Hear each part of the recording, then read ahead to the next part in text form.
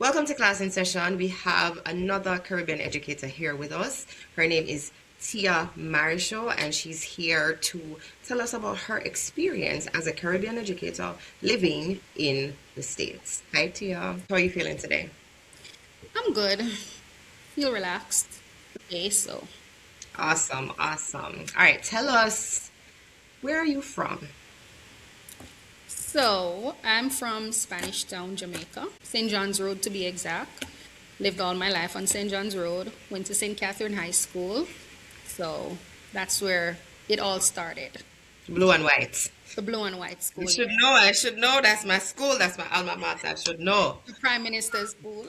Absolutely, the Prime Minister's school. You have to just throw that out there because Yes. greatness comes from there, don't it? Tell us a little bit about your, life as a child growing up. What was education, learning? What was the classroom like for you as a child, as a student? As a child. So, for my mom, education is everything. Hmm. So, growing up, I was kind of reserved, I would say. But with my mom coming home every evening, she would always take our books, look in it.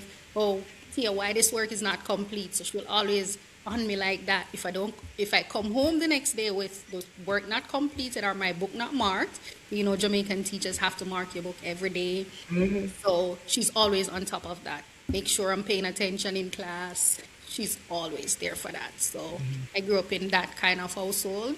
My siblings as well. I have a younger brother and a sister, so it's three of us. Hmm. And we all grew up under the same strict Yeah, education is a must. yeah, because that's how I would figure most Jamaican parents that I have come across. That's how they are, and that's how we who grew up Hmm. under their parentage, that's Yeah, how we tend to be. We set high expectations for our kids because our parents set really high expectations for us, even if they couldn't read. exactly. Even if they couldn't Exactly. read, you better know how to read. You And better they'll know act how to. like they know how to read. As a matter of fact, a lot of Jamaicans, friends have told me that they didn't even know that their parents couldn't read until they were adults. Mm, You see? know, it's well masked. You Yes. understand? And then bending in them to make sure that they get the proper education that they didn't get. So Absolutely, absolutely. At what point did you realize that teaching is the way that you wanted to go? since I'm in high school, I would say there were two choices for me. Well, maybe three. So I always wanted to be an architect. Okay. That was the first one. And I realized in high school that the physics was beating my butt. Mm-hmm. So that was my problem right there. Right. Um, then I wanted to go to Edna Manley School of Art because I love drawing, I love painting. So with that, again, the pieces to enter the college, 'cause you have to have a certain amount of paintings and stuff to submit for your entry. Mm-hmm. So again, there Didn't have the portfolio for didn't it. have the portfolio for it. So of course, the teaching was my next thing. So that's when I decided to go to Teachers College and I enrolled in St. Joseph's Teachers College. And that's where my teaching journey started. Yes. All right. Yes. Um, let's talk about St. Joseph's. Um, what was that experience like for you? Was going to teachers college what you expected? I didn't have any expectations to be honest. I didn't know what it was gonna be like. The only thing is that when I lived on dorm, and when I was going to, enroll, and I'm like, how am I gonna live with two people that I don't know, and I know that I'm very picky with this, and you know, so I prayed and I said, God, I'm gonna live with two people that I don't know. Me So for tell you. provide the perfect persons for me, and I think that happened. Mm-hmm. Honestly believe it happened because we're still friends up until today. Mm-hmm. It was a So great experience. I can say that too. it was. So I got the two perfect roommate for me, Mm-hmm. the two perfect roommate overall, and we stayed together for the entire 3 years. Um, it was just Yes, experience was good. I'm gonna ask you a random question here. I Mm-hmm. remember when I was at Joseph's and they did something horrible, right? I don't remember if that I don't know if I don't think my batch ever did it to you guys. I don't know. If they did, I wasn't a part of it. But I remember one night I was sleeping, all of us, lights off, everything, right? Mm-hmm. And all of a sudden, this was about midnight. Everybody in them bed, like, dog, you heard boom, boom, boom, boom, boom, boom, boom, banging on the doors, and you know, Like a someone big open prank. the door, right? And screaming in the halls because of third year. And this was apparently Mm. something that they did every year. Did you guys ever get any of that? No, No, no, Mama Vex. no. We didn't get any pranking. My No, God, my God, my God, my no. Vex. It's because we were just not having it. All right. What Mm-hmm. made you decide to leave teaching in the Caribbean and opt to come here and teach in the States? Well, it wasn't a matter of me leaving the Caribbean to come here and teach. Hmm. No, that wasn't the first thing. When I migrated here, I wasn't in the classroom for a while. And it was a decision that I was kind of battling with. Do I want to go into the classroom? Because I've heard the horror stories, you know, kids in Jamaica are different from here. So I kind of struggled with that for a little bit Hmm. until I finally gave in and said, all right, let me see. And I started my master's before I even started in the classroom.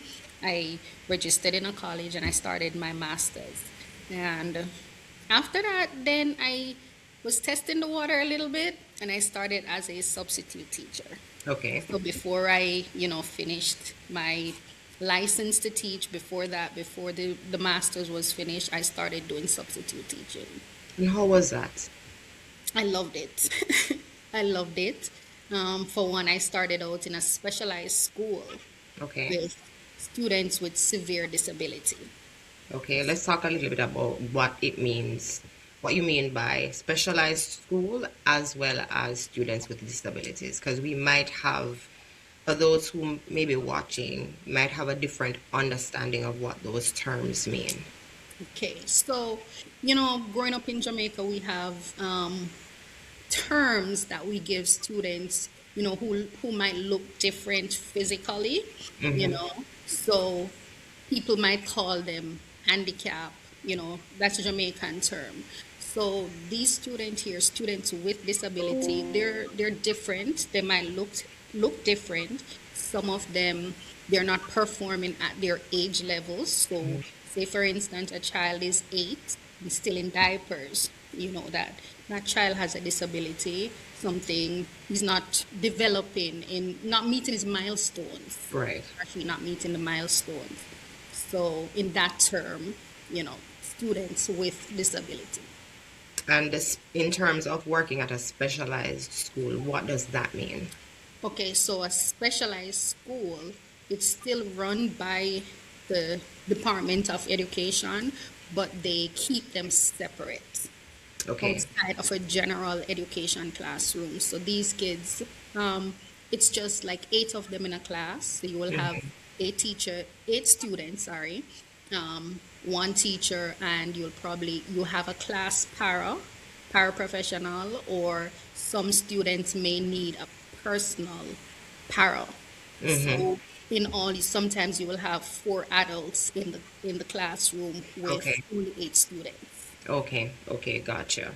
And I know that's not something that we are familiar with in Jamaica. In Jamaica. Um, when I was teaching there, I had, I think it was 2 years that I had what is called paras here. Mm, We call them shadows in Jamaica. That was a term that was used. So there yeah, were a couple of years where I had shadows in the classroom, and they were there for specific students. students. Eventually, depending on their need, the shadow would be weaned Mm, off. Um, but it's not something that you would generally see in a Jamaican classroom, at least no, not when you and I we're left. there. Right. Hmm. Not when you and I were there. In terms of your experience, no. and your comparative experience with then, would you say that there's a benefit to the small? And I already know what the answer is going to be, but I'm still asking you anyway. Do you see a benefit of pull out? I don't know if you know what that term is. I Like, know what it is. I've never experienced it where I'm okay, at, we don't have that. okay, all right. So let's segue. um, so what part of the Caribbean education do you still carry with you into your classroom today? Okay, so growing up, we know for us, penmanship is a key, especially with our English teachers. They'll make sure like you have to write in the line, and we learn to write with cursive. Nowadays, I know they've kind of deviated a bit from the cursive writing, Mm-hmm. but cursive, proper penmanship. So even to this day, I still ensure that my kids they try to write, even though I don't teach writing like that because it's a Mm-hmm. fifth grade classroom. But I still every day, if they don't have the appropriate grip for their pencils, I buy stuff to put on the pencil for them to hold it. To Mm-hmm. you know show them how to their finger is supposed to form around the pencil to help them to you know curve their letters and stuff appropriately. That's a culture shock for me. I'm just saying when I came here because I was recognizing they were holding the pencils some very strange Some weird ways. ways like that. This Yeah, way, sometimes like this this. way. And I'm like, I don't understand. For me, it was a culture shock, and I bought grips, and I said, okay, your middle finger goes here. I Mm, had to go through the whole teaching I them how have to grip. hold, and I have it's been them a in my desk struggle. right there. It's been Yeah. a struggle, but definitely a culture shock. What is something that Caribbean educators naturally do here that people may not realize? Okay, what we do naturally. Um, I guess our rapport with our students. Hmm. It comes it just flows. For me, I try to have a friendly rapport with them, but I try to stay stern. Try to have that line that you don't cross that. You Hmm. know, so it's the rapport for me. Was there, at what point when you came, did you say, okay, this is different? This is not what I'm used to. Was there ever any situation like that? Yes. So in recent days, I've had some encounters with Okay. students in the classroom, and their language in front of you as an adult, as their Hmm. teacher. That is something I won't get used to. I haven't gotten used to it, and I don't think I ever will. But for me, that was another, hmm, did I make the right choice? Hmm. Yeah. Yes. So, their language, anything that comes to their mind, they just blurt it out Hmm. without Hmm. any repercussion for their thoughts or just, mm, Right? Right. And because of how we grew up, we see it as disrespectful. Do very, you not see me here? You know what I mean? yes. Um, all right, let's segue to, the classroom environment that you are in at the moment, right? What does a typical day look like for you? All right, so currently I'm in an ICT classroom. What that Okay. means, it's an integrated co-teaching Okay. classroom. So this type of classroom setting has two teachers, a general education teacher and a special education teacher. And normally there are like 12 students in the class. Of the total number of students here, there are 12 with an IEP. What is an IEP again? It's an individual education plan Okay. for these students who they classify with a disability. So there are 12 students like that in the class, and then there are other students who are general education students. So they try to incorporate both the special ed students and the regular general ed students together in one cohesive classroom. A typical day, my co-teacher, who is the general education teacher, if we're doing a lesson, she'll probably start the lesson. Depends on what we plan. Sometimes I'll start, sometimes she'll start, sometimes she'll take control of the lesson. Then we break off in what we call parallel teaching. So she will have mostly the higher sets. I'll have the lower sets who are the the special special students with disabilities. Sorry. Right. So with these students now, I am teaching the same thing as my partner teacher, but I kind of break it down to their level, to their understanding.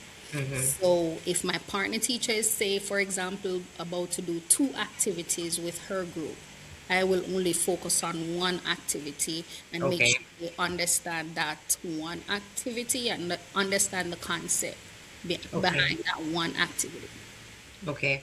And does that make a lesson longer, a day longer, the No, time given to any of the lessons instead of it taking a day, it ends up taking two? What does that really look like for no. teaching? It takes the same one day.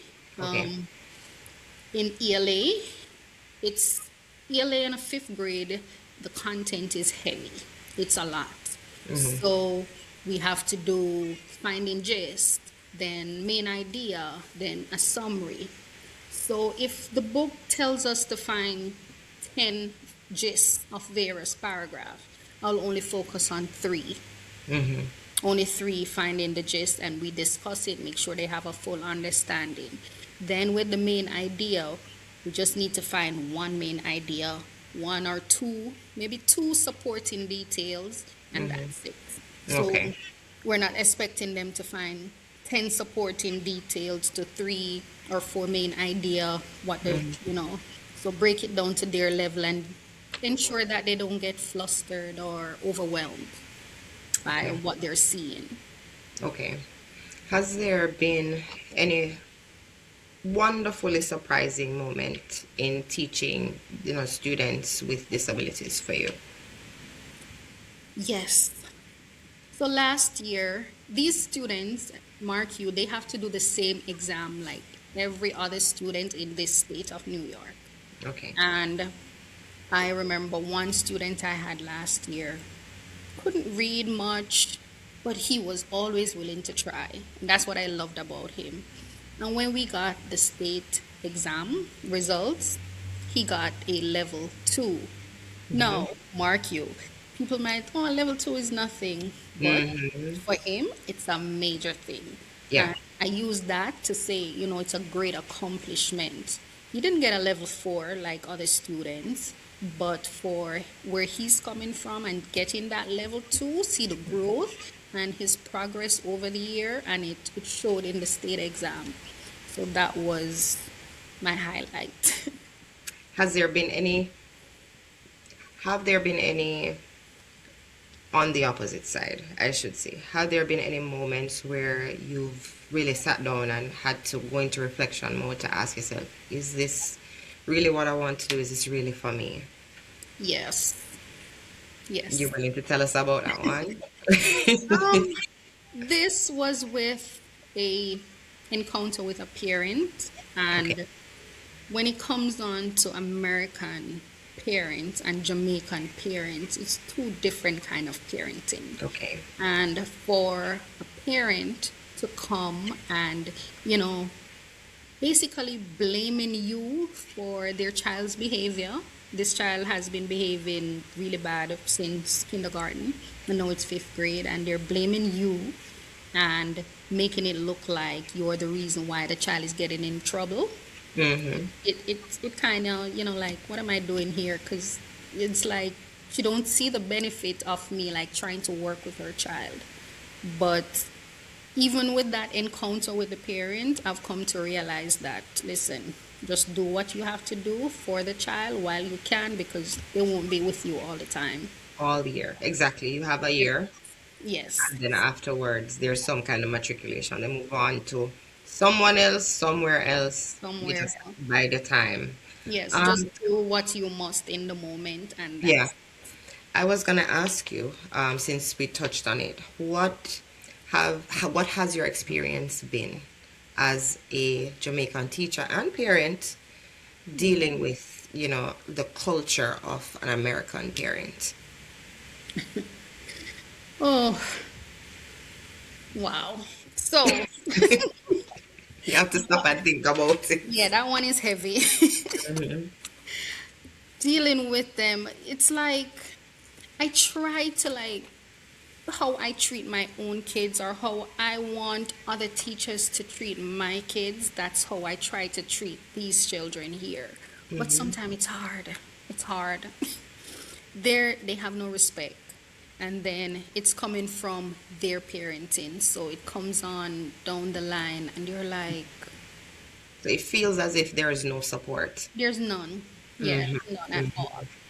And Because, for you know, me, not to cut you, but just like you said, before you decided to step into the classroom, you had to do some thinking. And it's the same with me. I did not start in a classroom here because I had heard horror stories. I stories. had heard of how different it was to teach here versus in Jamaica. And I just wasn't, for someone who is so passionate about her students, Hmm. I did not want to come in with that passion and have that passion basically taken Taken from away. me because of Hmm. a parent's behavior. I wasn't too concerned about the kids, strangely. It was more so if I would have the support to love on them and to input what I needed to, because that means with passion, Hmm. I am going to treat you like my own. So discipline is going to come. I'm going to be hard sometimes, but that's coming from a place of love. It's not hard to be hard and mean. It's Yes. from a place of love. So Love. would I have the support to be kind to them? But you know To what this parent said to me? what? That she's not your child. Yeah, you know what I'm saying? Yes, plain that she's not your child. Don't say you treat her like you treat your own. That's what Right. I do. If this child don't have a water, I go in my own little patch right there and I take out my water, give her And anything at this is all. the thing I don't get, because it's almost an offense for you to love them. Yes. Which is why I'm like, I'm not sure if Hmm. this is something that I want to do, because I don't want anybody to feel as if I'm trying to take over. I want them to understand that I'm here to be a support to you. We're supposed Hmm. to work together to get these kids where they need to be. And I was terrified. But both of us seem to have decided to do it anyway. It's gonna Yes. come with some struggles for sure, For the right? But benefits. I think at the end of the day, the ends Hmm. justify the means. When you see the progress of your students, when you see it's not level 4, it's level 2, but it's progress. It's a progress. It does something. Hmm. It does something. Yes. True. Um, what is a moment throughout your entire teaching career? It doesn't have to be, you being in a specialized classroom, but has there been a moment where it has just stayed with you your whole, since it's happened, it has stayed with you? Been a moment.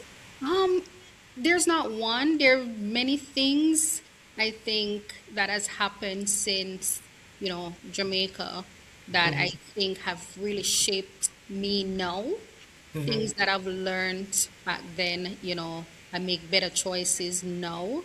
And Hmm. things that I saw then, I look at now and it helped me to make decision moving forward. Hmm. You know, um, I can remember too, as a young teacher just starting out, I had a one student who was, no matter what I did, he was just not do anything in class. His Hmm. parents would come, I had parent support, would come and sit with him till 5 o'clock in the evening when I'm leaving school, and he still wouldn't do anything. Hmm. But where I'm at now and looking back at that child, I can say that child had a learning disability, Hmm. right? And I think me looking back, sometimes I say that I failed him, but I wasn't educated then about this kind of learning in students. So I use that to really grow and see where I'm at now and how I handle a certain situation if it comes in front of me.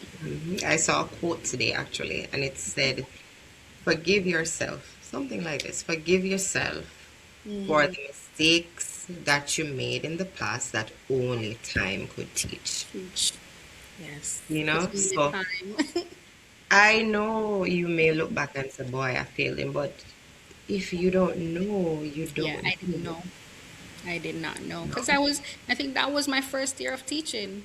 Yeah, And you know, and in teachers' college, we just get a little bit I on was gonna say disability. that We I don't I give them don't much. recall, um, and again, I am pretty sure at this point the curriculum must have changed. Yes, it has But changed, and they have programs now for that there. So, there you go, right? But I know when we were being trained in Teachers College in Jamaica, that was not a course that we did. It wasn't a conversation that we had. It was more geared towards reading. reading. And how do you help students who have found it difficult to read? So it was more focused on them Mm-hmm. being dyslexic in the switch around letters. Yes, But it was not an understanding that it carries more more. than just switching the Mm-hmm. letters around. It was dyscalculia, but it wasn't focused on Yes, all of these different learning, as you say, disabilities or needs that mm-hmm. students come into the classroom with. Yes, So yes. you have to. Looking back to when you see students ADHD, this Hmm. hyperactive, in a lot of students, and you said, oh, you can't sit down, or how we normally put them, but the child probably had an attention deficit disorder. So to And you keep had to learn on the spot. attending, yes, you have to learn the response. I have one in here now who, oh Lord, but I have to find strategies. If I leave him in the line, we're walking to the lunchroom, he's going to get in problems. So I said, okay, you walk in front of me. And So, that's what makes you a great educator because you see that there is an issue, right? This right. child needs a little bit more than others may. How can I, as an educator, how can I, as a person that they spend hours here with, how Yes. can I create an environment where they're safe and create strategies that both of us can work with so Can it work with. makes it cohesive? You know what I mean? Yes. Um, Kudos to you, Miss. Um, how do you celebrate your small wins with your students? Um, those little small wins, cupcake Fridays. I remember I used to give every birthday I get a crumble cookie. I bring right now I Hmm. have a whole thing of pretzel thingy for them over there. Little Hmm. snacks, little treats, pizza party, Hmm. things They're like spoiled, those. just like my own. Spoiled bad. Yep, I can understand. A whole lot of snacks. Oh Yeah, God. my They come, students Miss are Marshall, do spoiled. you have any snacks? So even Yep. sometimes I have my kids snack in my lunch bag and I'll Hmm. take it and give it to them. But I have middle school and I don't teach middle school. And they come and they knock my door. Do you have any snacks? No, I don't. Because they know that I'm the snack teacher. The teachers know I'm the tea teacher. I always have tea. I'll see. The kids know I'm the snack teacher and the candy teacher. I always have those things. My So, co-teacher, she goes and she buy this whole lot of stuff. There's mm, some up there on the fridge, a whole lot of goldfish and this. mm, on their birthdays, they get gifts and all kind of. They're well spoiled, and that's the thing. It comes with how loving we are to them Yes. because we make that year they belong to us. Mm-hmm. And Yeah. even after they're still ours, they leave an imprint. Yes. Yes. So no matter. Um, yeah, what keeps you going on the days that are really hard? There's always that one student, to be Hmm. honest, because sometimes you'll feel like, you know what, I don't want to come in, but there's always that one student. Hmm. Like this morning, I came in, I wasn't here at school, and one student come and he gave me a hug, good morning, Miss Marshall. Why did you not come yesterday? And I'm like, Of because you course, set me out. right And he into said, your business. and I'm like, I'm joking. I just had a Hmm. headache. So, Hmm. so there's always that one student. And even when you say, I can't bother with them, they're going to do something to Hmm. make you like melt into them. And So, that's what I was about to say because it's always these ones that other people may find too much, Mm-hmm. and they leave this mark when they go. Of all the students, you might end up missing them the most. Not to say that you have favorites, but I'm telling you, they leave Mm-hmm. these little They, marks. yes. Um, what advice would you give to a Caribbean teacher who is trying to decide that they want to teach abroad? One thing I'll say, if you're going to teach here, you have to have an open mind. Mm-hmm. You can't just be, be limited to what you know Mm-hmm. before. Be willing to learn new things because as you go along, things are going to change. You're going to learn new things in the moment and it's going to change. Don't get upset and say, why may I do this over again, we Jamaicans, but Mm-hmm. just have an open mind. Mm-hmm. Mm-hmm. Just have an open mind. Okay. Um, I'm gonna do some, but before I get there, is there anything that I have not asked you that you want to share or anything that you want to say about your experience, whether it be Jamaica or here? Um, Here, all right, as I was just saying, just have an open mind. Mm-hmm. Here, it's like when I started, I thought, it was so nice with the curriculum being so scripted, but I realized that it's not so nice after You have all. a scripted curriculum? Yes, Don't have to want do it. everything by the book, Mm-mm. by the book. Can't do it. But, you know, and we have a lot of training. That's one Mm-hmm. thing that I really, really like. I appreciate it. Yes. For all of these trainings, they have these people coming in, these coaches, and they really help you. Yeah. But there are times too that you have to figure out how best to help your students. Because I've come to realize that they're telling me don't change nothing in the book, Mm-hmm. but you want me to differentiate stuff for the students. I try Right. to, like, not everything that they say, I take gospel to it. Of I course. just look at my students and say, Mm-hmm. okay, I'm going to make this the best way for them. Mm-hmm. So And I'm not going to again, stress about it. I'm just going to do what's best for them. things that make a great educator. Because I personally, this is my personal opinion, I don't believe that you should be following script so much to the T that you Mm, can't shift in any way for your students. When you recognize that this is not going according to the plan, this mm-hmm. is not working for them, you should be able to say, okay, I have to do something. I don't think there's any good teacher is going to want to sit and go by something that they know isn't working. Working. No. You know? Can make you Um, frustrated. Your kids are getting frustrated. You're going to be frustrated too because they're not getting it. And if they fail, you fail. right. And it's day in, day out of you building that frustration. It's not going to be that environment that you want it to be.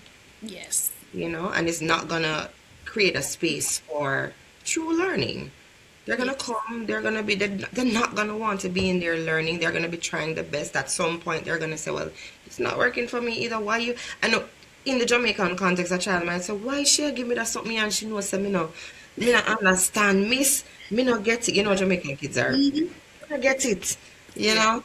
And every Mm. day she want me, they'll tell you straight up. They don't. I have students who will sit and just look at you like that, and you have Yeah, to ask, are yeah. you lost? And then they'll say So yes. definitely, a high point Hmm. of a great teacher is someone who will see a curriculum and tweak it for their students. So, You yes. know? All right, we're gonna do the rapid fire questions real quick. Rapid fire means questions that are out the box, having to do with culture or otherwise. Give a quick answer as quick as you can. If you want to elaborate, you can. All Okay. right. All All right. right. So first one is plantain or rice and peas. Planting. Like the plantain ripe or turn or green. Which plantain you talking about? I planting or green planting, any one of them. Just fry, press, and refry green. This. Right? Just Press fry it all like the that. way. I'll just eat it just like that. I'll choose that over the rice. Me is not a ripe plantain girl. I don't even eat ripe plantain chips. You I'm know? cutting on off the rice, so that Okay, okay, that makes sense. since last week. Um, one gem that we used to say in school that you would think would teach your kids today? Labor for learning before Of you course, go. Or learning is is better than better than silver or gold. Silver silver and and gold gold. will Vanish vanish away. away, but a Good good education. education will never decay. Of course. Grandfather used to love saying that. Of course. I'm thinking it's something that I want to put up in my classroom, the gems, The you know? gems. Um, which Caribbean food would fix a bad teaching day for you? A nice hot tasty patty with cheese. Something wrong with me, now?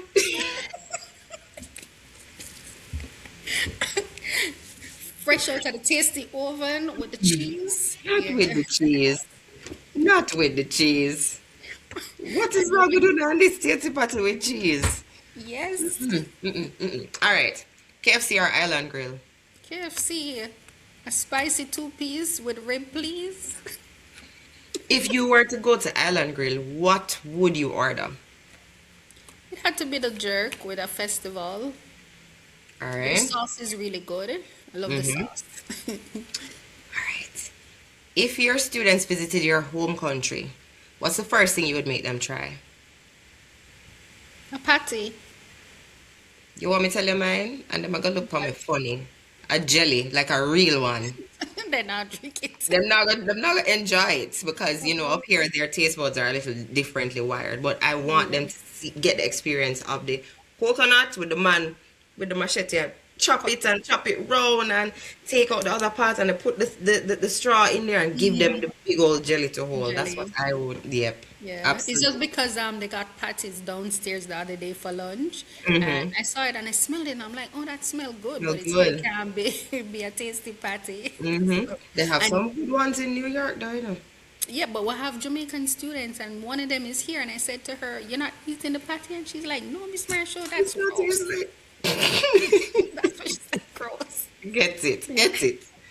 All right. Which Caribbean song comes to mind? Let's shift that. What's your favorite Caribbean song? Your favorite Jamaican song?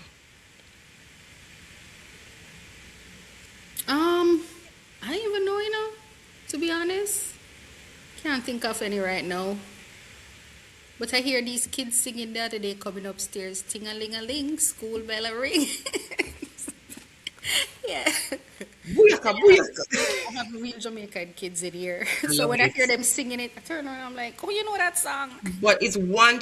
You heard more than one child singing it. Yes. I I love have it. two of them who just came here to. So they do the booyaka booyaka part too. Yes. And there are not a lot of Right. them too. Their parents are Jamaican, so Mhm. they Mhm. do But know I about love the that. culture. I love that. I love that the culture still transcends Yes. generations. Yeah. Um, Last one. Uh, Bag juice or Big Joe? Bag juice. Which flavor? I like the red. What is that? Cherry? Me I look for you good. Me want to see if you're Oh, really good. a cherry? The red one. Yes, like wrong answer came first. So You're which? supposed to say sorrel. Like No, sorrel supposed to be automatic. You no, mean? bag juice. Yeah, Yeah, but my it's kids sorrel. But as you them never go drink a Jamaica. sorrel bag juice. Oh, never had that. Oh, girl. I never had Oh, it. sorrel bag juice was the it. Is the it for me. Just My as kids as them go Jamaica. Last year, every minute, bag juice, every day. I'm like, listen, drink all the sweets now, 'cause you know when you go back September, no more hmm sweet pure water. Mine got the first bag juice today. We've been giving Yeah. them weekend suck and stuff, but they've never had Cal's label As bag juice. bag They got the juice. first one Yeah, every today. day Jamaica, that's all they want, bag juice, and that's all they want to go back to Jamaica for, the bag juice. I try to give them every now and again Yeah, something from home, from so it home. feels authentic. All right. Finally, what does being a Caribbean educator mean to you? To me, taking a piece of my home, my culture, to this country, this beautiful country that accepted me, put that way. Mm-hmm. um, yes, and to say, Jamaicans, as I say, we're little, but we're taller. Talawa. So, coming here and just spreading my wings and trying to impart something from home. Okay, wonderful. So we've come to the end of the interview. I'm gonna wrap up. Yeah. Before I do, I know with Cam, she had her business and stuff that she wanted to share. Do you have anything that Mhm. you want to share? I can ask you about it before we go. No. Mm-mm. No? All No. right, fine. No. All right, so let's wrap up. All right, we've come to the end of another wonderful, wonderful, insightful conversation with a great Caribbean educator, Jamaican. Let's just throw that in there. Educator. Tia Marryshow, thank you so much for joining me You're on welcome. My Class in pleasure. Session. All right, take care. Thank you. Bye. Bye.